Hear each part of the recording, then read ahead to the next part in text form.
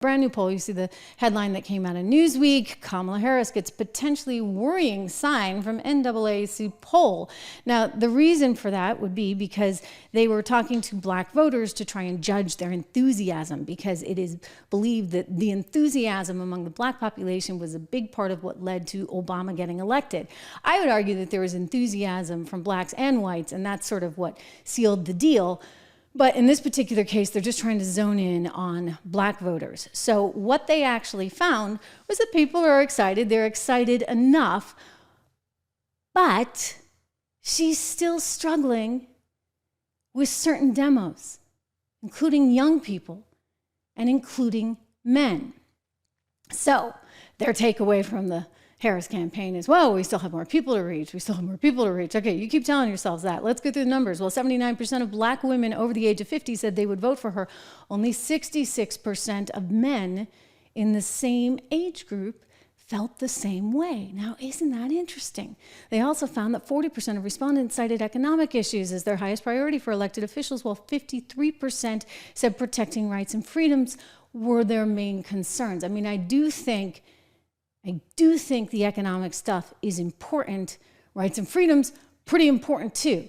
And so perhaps that's where they're trying to like put this little wedge issue in. They're trying to tell you, okay, he's a total threat to democracy, and he's arguing, perhaps fairly under the circumstances. No, wait a second, I'm actually not. It's they who are the threat. It's Kamala Harris who really represents the threat. But when you dig into the NAACP poll, you actually see undecided voters are actually the biggest problem area for Kamala Harris. She can't seem to win them over. 59% of respondents overall reported a more favorable view of Harris over the past month. Only 14% of undecided voters shared this view, with 25% of undecided voters saying their opinion of her had worsened. So that's not good. So indeed, there's some vulnerabilities in that she's supposed to have this crowd kind of locked up, right? Like she's supposed to be, oh, these are my peeps, these are my peeps. But what if they're not your peeps? What if they like start to see through that phony accent?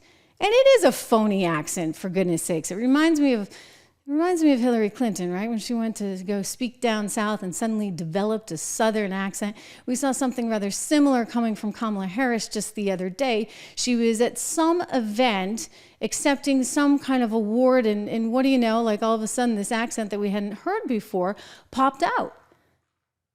It's like, okay, who are you, lady? And I think a lot of black voters and white voters too, like everybody's sort of saying the same thing. Who are you, lady? We're not really comfortable with who she is. And she tends to run certain risks in that she continuously sort of says nothing when she speaks. I want to share with you, for example, this interview she did with a local ABC news reporter. So this is one of the local affiliates. This is not the network. And she was asked like how she's going to win over Trump voters. And she gives this sort of unintelligible, bizarre answer. Tell me if you can follow her. I mean, it's a whole bunch of nothing. What do you understand his appeal to be? And how do you speak to his voters? Or maybe people who just share his values but are open to something else? I, based on experience and a lived experience, no. In my heart, I know, in my soul, I know that the vast majority of us as Americans have so much more in common than what separates us. And I also believe that I am accurate in knowing that most Americans want a leader who brings us together as Americans, and not someone who professes to be a leader who is trying to have us point our fingers at each other. Oh, okay. Again, you guys keep doing all this finger pointing. You keep saying he's the existential threat to everything. So new polls suggesting that black Americans, they're not really buying what she's selling.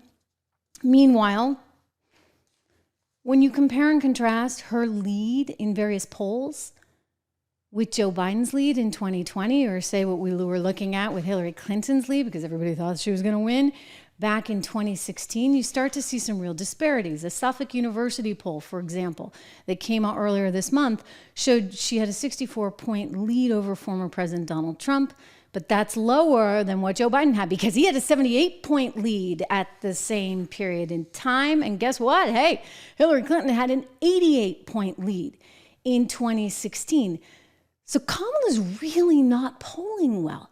Granted, it's very hard. It's very, very hard to poll these days because, well, nobody wants to admit that they're voting for Donald Trump, right? Nobody's willing to say that. At least, up in the Northeast where I live, nobody wants to actually say that. So you're not getting an honest read in many cases with these polls. Or in some particular cases, like people are kind of last minute, maybe they're going to vote for him, but they don't want to admit it. And so they come out of the woodwork at the end of the cycle, right, to go to the voting booth, and then they hold their nose and they vote for Trump. And that's what these polls keep missing. Like they're not actually able to capture that. And so you keep going back to, okay, well, how is she doing in these groups that she's supposed to do well in? And the answer is she's not doing that great.